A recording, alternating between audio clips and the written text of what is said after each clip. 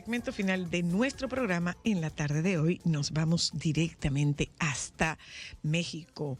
En Villahermosa está el doctor Jorge Santiago y con él nosotros hablamos de ansiedad y depresión en estudiantes. Que eso está acabando. Hola, Doc. Hola, hola, ¿cómo están? ¿Cómo está usted, doctor? Ay, pero ¿Cómo le qué va? serio, doctor Santiago. Ya, formal, sí, formal. Doctor, ya. El arbusto Santiago. ¿Cómo así? Ya te cuento. Me podaron en la peluquería. Lo podaron en la peluquería. Y lo peor de todo, que tuvo que pagar muchísimo cuarto. Pastel mal pelado, qué fuerte. Jorge, hablemos de ansiedad en la etapa de estudiantes, ya sea estudiantes de colegio o estudiantes universitarios, porque la gente puede tener la mala concepción o el concepto erróneo, errado, de que los estudiantes de colegio no tienen ansiedad. Perfecto, me parece buenísimo ese tema, justamente por esa creencia, que no hay una razón para tener ansiedad o angustia o depresión, si eso es o a veces la única responsabilidad que uno cuando está pequeño o cuando está joven tendría. Uh-huh. Y también otra confusión o error en la concepción es que se asume que la causa siempre es directa al trabajo escolar.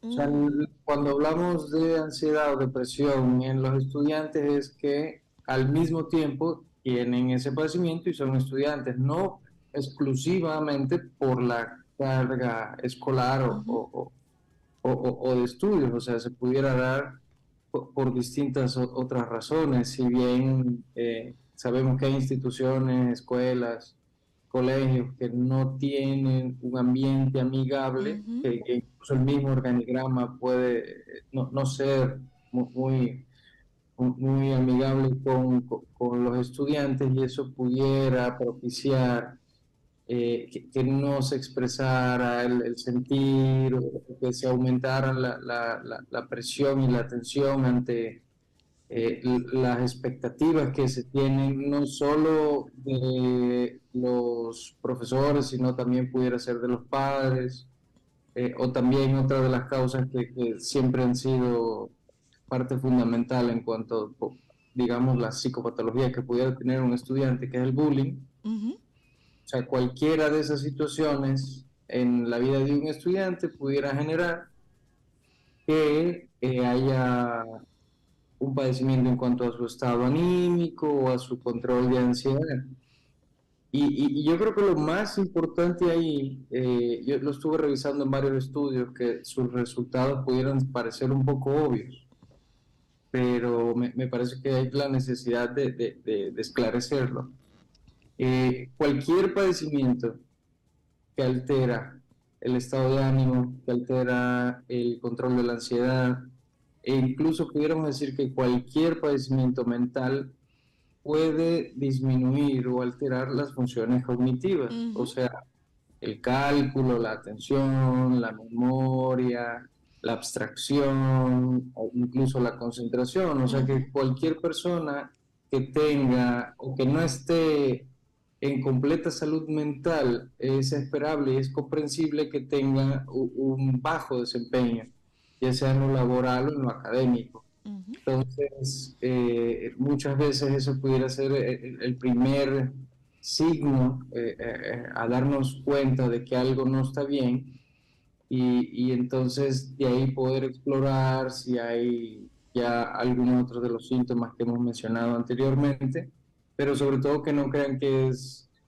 un show Uh-huh. o eso es que anda de vago, Un que drama. no quiere trabajar o es una excusa, porque sí hay una evidencia científica de que se afecta el rendimiento. Okay. ¿Se puede dar el caso, doctor Santiago, de un joven o una joven que sea brillante durante la escuela y que cuando llegue a la universidad su rendimiento se vea minimizado, que esto pueda desatar ansiedad y depresión porque en el colegio los profesores te conocen, tienen más tiempo, se involucran más y en la vida universitaria es totalmente distinto? O cuando tú te comparas con otros jóvenes que son iguales o a veces superiores en inteligencia contigo, eso puede mermar el ánimo. Y a eso, Jorge, añádele esas expectativas de perfección y esas expectativas que se cuelgan sobre los hombros, estos hijos de no defraudar a los padres.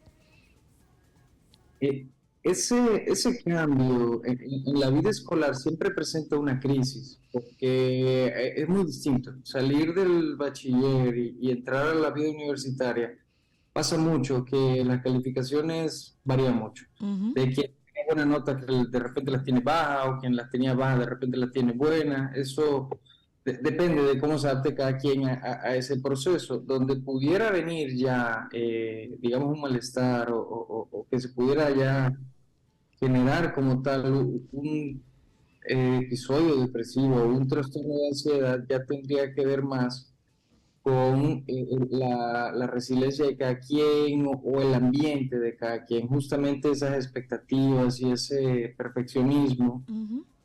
que siempre has aprendido. En realidad uno no Sí. nace siendo perfeccionista, entonces hereda las expectativas o los ideales de los padres, y ahí es cuando uno, si se presiona más de lo que puede dar, o si se presiona en un momento en el que anímicamente no tiene, digamos, las mejores herramientas para tolerar una decepción, pudiera ser, o que te fuera no tan bien un examen como tú pensabas, sí, claro, puede afectar tu Y estado se de ánimo. pudiera dar el caso de algún joven que se dé cuenta que una licenciatura no es necesariamente lo que a ellos les conviene. O ese es un caso, o el otro caso es no me adapto a este cambio, no me siento lo O suficientemente peor, maduro para entrar al qué mundo bueno, qué universitario, bueno. a manejar el exceso de libertad. Y ahí, Jorge, ese tema que yo no sé qué tan frecuente lo pueden ver ustedes, pero es llevo más de la mitad de la carrera, pero yo no estoy seguro que esto es lo que yo quiero. ¿Qué impacto tiene eso? O no me dejan hacer lo que yo quiero, porque se dan casos de gente que estudia para colgar un título para complacer a papá y a mamá. Me quisiera cambiar, pero no lo puedo hacer y comienza en un patrón de mentira, comienza en un patrón evasivo, pero yo no sé cómo comunicarle a mis padres que yo no quiero seguir en esta carrera, porque ya yo estoy casi terminando y ellos han gastado mucho dinero. Sí, volvemos a los ideales de los padres. Eh, se me hace muy contradictorio que alguien con 18 años, si bien ya legalmente está en la mayoría de edad, la mayoría de los adultos lo ven como un muchacho, Ujú. pero se espera que ya tenga toda su vida proyectada, planeada y resuelta, y que sepa perfectamente todo lo que quiere. Ujú. Pero ¿con qué experiencia? ¿Con qué conocimiento? O sea, es totalmente entendible que haya un cambio de opinión, pero regresamos a cómo enfrentar el ideal de lo que yo debo ser, o lo que yo quiero ser según lo que se me diga. Entonces, claro, eso pudiera presentar o generar una presión muy difícil de tolerar en Cierto. cualquier.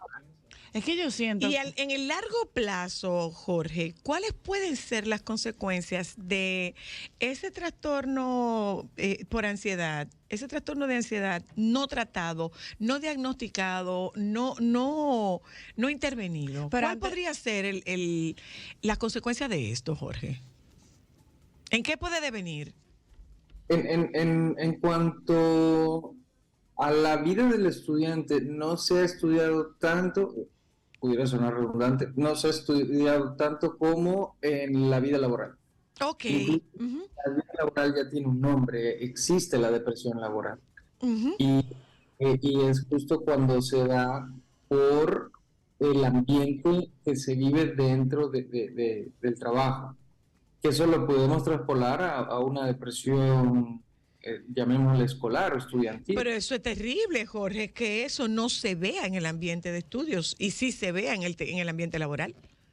Sí, sí, se aborda un poco más como burnout, que en realidad comparten un poco de Ujú. características, el desgaste de quien trabaja o estudia, que pierde la empatía, pierde las ganas de hacer lo que le corresponde, y como había mencionado en un principio, si hay una alteración en el estado de ánimo o en el control de la ansiedad, va a haber dificultad para la concentración, para poner atención, se les va a ir el avión frecuentemente, incluso uno se siente lento. La mente, la velocidad del pensamiento está más lento y hasta para hacer cálculos que usualmente se nos hacen sencillos, se pudiera dificultar. Ok. Yo tengo ahí una pregunta y es volviendo un poquito más para atrás. Y si yo me doy cuenta de que yo no sé que yo quiero estudiar, hago la pregunta porque, y ahí me voy a ir un poco a lo personal, cuando yo me gradué del colegio yo no sabía lo que yo quería estudiar. Hice el examen de aptitudes y a mí me salió que yo podía estudiar lo que yo quisiera siempre y cuando yo pusiera de mi empeño. ¿Qué pasa con esos que no saben qué quieren hacer con su vida? Wow, qué buena pregunta. Antes de responderme ahí, déjame regresarme a la pregunta anterior, Ámbar. En última instancia, cualquier, digamos, situación o estrés constante o tensión que pudiera alterar el estado de ánimo, yéndonos a lo más científico posible, se generan estados proinflamatorios en el cuerpo. Eso hace que no se pueda controlar bien la presión arterial, que no se puedan controlar las cifras El cortisol. de glicemia, que haya una alteración en el cortisol y otras, ¿cómo se me fue la palabra? Sí, otras sustancias, Otras hormonas. hormonas, gracias, no encontré esa palabra, otras hormonas que nos ayudan a regular tanto el estado de bienestar o de mantención del equilibrio, y que sabemos que la inflamación es el principal villano en casi todas las enfermedades. Regresando a tu pregunta, Ámbar, no es sencillo conocerse, no es sencillo saber lo que uno quiere. Y no es sencillo porque a veces duele. Pero A veces duele. Claro, crecer duele, esa es la cosa más dolorosa. Saber lo que tú quieres. Saber lo que tú quieres. ¿Cómo que duele saber lo que tú quieres, Jorge? bueno, imagínate que tú estás ya en la carrera y te das cuenta que lo que te gusta o lo que tú quieres hacer no es. No es eso. Eso Es un conflicto. Es una decisión trascendental en tu vida. Se supone que eso es lo que tú vas a hacer por el resto de tu vida. Sí, sí que lo es, sí que lo es. Lo que no podía era asociarlo con dolor. Es por eso que hago la pregunta, no lo asocio con dolor. El otro día estaba yo viendo el origen etimológico de la palabra crisis, que viene del griego, y implica el cruce de dos caminos o de dos decisiones. Okay. Entonces, si bien va a generar un disconfort, porque siempre va a implicar una pérdida entre dos caminos, se tiene que elegir uno y se tiene que dejar el otro, y siempre va a ser difícil el dejar un camino de lado, pero también siempre va a implicar una nueva oportunidad, que es el camino que se eligió. Entonces, de ahí lo veo yo como que sí pudiera ser difícil el enfrentarse ante cualquier autodescubrimiento y la crisis que pudiera traer consigo, pero la verdad es que mucha gente ni siquiera nos escuchamos, no nos ponemos atención, y hay que ver qué dice el cuerpo, qué dice el corazón, la tripa de lo que uno está haciendo y lo que está sintiendo. Déjame contestar esta llamada, dame un momentico. Buenas tardes, aló. Aló, Zoila. Dígame. Mucho gusto. Mucho gusto, dígame. Quería decirte, algo publiqué por mi página de Facebook, donde yo decía que la depresión es un tipo crónico de aburrimiento. Estaba publicando en mi página de Facebook que sin aburrimiento no hay vida y sin vida no hay aburrimiento. Ah, ok. Entendí, pero bueno. Aló. Aló. Oh, wow. Buenas. Le escucho. Mira, para preguntarle al especialista, ¿qué pasa cuando uno se enamora de la carrera de otro y después tú haces la carrera y tú dices, pero realmente esto no era lo que yo quería? Uy. Te lo digo porque me pasó a mí un amigo me vendió su carrera hace muchos años y después yo me di cuenta que mis actitudes estaban para el derecho, no para lo que realmente yo estudié, porque mucha gente cree que yo soy abogado y no lo soy. ¿Y qué Yo estudiaste? estudié yo soy mercadólogo. ¿Pero se te quedó ese gusanito del derecho? Sí, todavía lo tengo. Mucha gente piensa que soy abogado y realmente no lo soy. Incluso soy docente universitario, pero es como cuando alguien te vendió su carrera, porque mi amigo de aquellos años era mercadólogo. Okay. Y yo en una conversación con él lo vi como tan maravilloso y después, caramba, todo cambió. Le escucho por la radio. Gracias, doctor. Dígale ahí. Bueno, el segundo comentario, ¿verdad? El Sí, primero por no. supuesto, por supuesto. Sí, porque el primero está fuerte. Yo creo que en la clave de lo que dice el caballero está en me vendieron. Cuando dice me vendieron, yo solo pienso en un ideal y no como tal en un plan bien fundamentado, o sea, no con pros y contras objetivos. Cuando yo oigo que él dice me vendieron, yo entiendo como que él se enganchó del ideal que le dijeron que era la carrera de mercadología.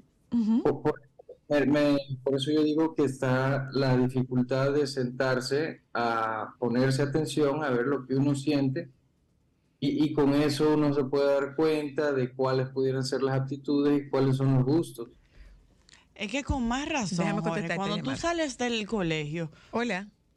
Buenas. ¿tú no eres tú Buenas. todavía? Sí, Zoila, yo tengo una niña que no, ya una adolescente, tiene 21 años, está estudiando la carrera de contabilidad y hace alrededor de 2 meses que ella me dijo, papi, yo debí estudiar ingeniería o mejor dicho arquitectura, porque a ella le gustan mucho los números. Yo le dije, bueno, pues está tiempo, tú terminas esta de contabilidad y coges la de arquitectura. Pero tiene que terminarla. ¿Perdón? Tiene que terminarla. Bueno, porque ya a ella le falta aproximadamente unos 6 meses para terminar. Mire, déjeme decirle una cosa que nos comentó a nosotros, a nosotras nos comentó don Teo Veras, una entrevista que le hicimos a don Teo Veras. En el último examen de Teo Veras para terminar la medicina, se paró y se fue. Wow. En el último examen. Dijo, ¿qué yo estoy haciendo aquí? Se paró y se fue. Bueno. Doctor, respóndale usted y que sepan, es un poco colocarse en la posición de un muchacho que tiene que comunicarle a la familia, esto no es lo que yo quiero. Dele, doctor, porfa. Bueno, eso de irse en el último examen de la carrera está un poco complicado. Se paró y se fue. Dijo, no, esto no es. Yo no quiero ser médico. Pero volvemos a lo mismo, estamos hablando de ideales. Exacto. Ideales. ¿De qué me pudiera a mí servir una carrera que no voy a ejercer? ¿O qué pudiera hacer para mí perder el tiempo o aprovechar el tiempo? O sea, va a depender de lo que quiera cada quien. Y entiendo que muchas veces la función como padre es procurar que los hijos no pasen malos ratos, sobre todo desde la experiencia propia de un padre o una madre, va a evitar que los hijos se den como esos malos tragos que ellos se pudieron haber dado. Y entonces siempre va la recomendación hacia una carrera que te dé dinero, que te dé estabilidad. O que sea la carrera de la familia. O rentabilidad. Que sea la carrera de la familia, que yo te pueda heredar los clientes, que te pueda heredar tal cosa. Pero bueno, eso solo genera presión en los hijos, porque, insisto, el ideal de quién yo quiero ser como persona, de quién yo quiero ser como profesional, me lo va a dar mi crianza, o sea, me lo va a dar lo que yo he visto de mis padres. Gracias. La importancia o lo más importante sería, aparte de dar esas sugerencias, esas recomendaciones, esas palabras de sabiduría, que sean también de comprensión y de apertura y de qué tú quieres, qué te gusta. Claro. A lo mejor hay algo compatible entre contabilidad y arquitectura y le pueden convalidar algunas cosas. Claro. Gracias, doctor. Te mando un beso y un abrazo. Gracias a ustedes, abrazos de vuelta. Gracias, doctor. Nosotros nos vamos a despedir, nos juntamos con ustedes, bueno, se junta, el equipo se junta con ustedes mañana, porque este cuerpo se toma unas vacaciones merecidas, merecidas, merecidísimas. Adivina quién no va a tener nada de Dubái. Adivina a quién no le van a traer nada de Dubái. Adivina a quién no le van a... Dile a la doctora que te lo traiga, que la doctora va para Nueva York y ya te dijo, bye. Quédense con los compañeros del Sol de la Tarde, por favor.